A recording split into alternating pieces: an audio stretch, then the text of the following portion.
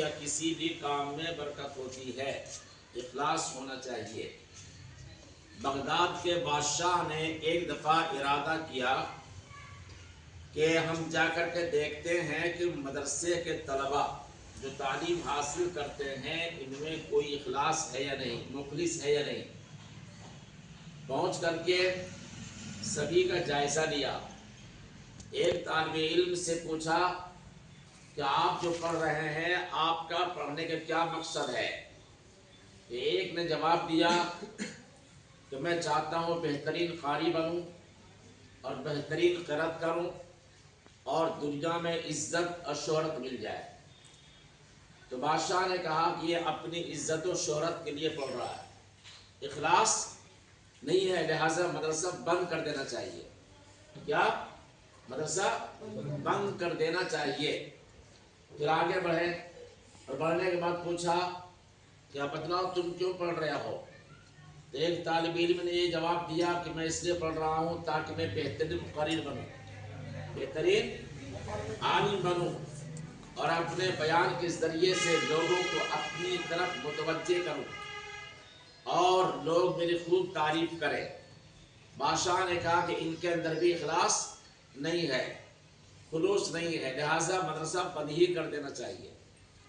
پھر بادشاہ تیسرے طالب علم کے پاس پہنچا اور پہنچنے کے بعد معلوم کیا کہ آپ جو تعلیم حاصل کر رہے ہیں کیا مقصد ہے حاصل کرنے کا؟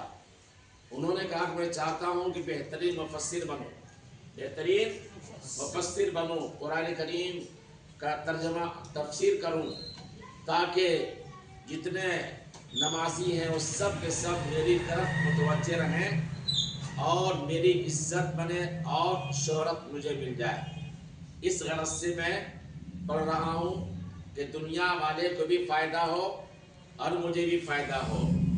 بادشاہ نے کہا کہ ان کے اندر بھی اخلاص نہیں ہے، خلوص نہیں، اخلاص خلوص نہیں ہے، زیادہ اب بند ہی کر دینا چاہیے۔ پھر وہ چلتے چلتے ایک طالب علم کے پاس میں گئے اور معلوم کیا کہ یہ بتلاؤ کہ تم جو محنت کر رہے ہو، مجاہدہ کر رہے ہو، مشقت اٹھا رہے ہو، پڑھ رہے ہو، پڑھنے کا کیا مقصد ہے؟ انہوں نے کہا کہ میں اس لیے پڑھ رہا ہوں کہ تاکہ میں حلال و حرام میں تمیز پیدا کروں اور اللہ رب العزت کو میں راضی کر لوں۔ اللہ رب العزت راضی ہو جائیں گے تو میرا ہر مشکل آسان ہو جائے گا۔ تو میں اللہ کو راضی کرنے کے لیے پڑھ رہا ہوں۔ حلال و حرام میں جب میں تمیز پیدا کروں گا، حلال کو حلال سمجھوں گا تو اللہ راضی ہو جائے گا، حرام کو حرام سمجھوں گا تو اللہ کے عذاب سے میں بچ جاؤں گا۔ اس وجہ سے میں قرآن اور حدیث اور فقہ کا علم حاصل کر رہا ہوں۔ بادشاہ نے ان کی بات کو سن کر کے کہا ہاں یہ اللہ والا ہے، ان کے اندر اخلاص ہے، خلوص ہے، للہیت ہے، لہذا مدرسہ بند نہیں کرنا چاہیے۔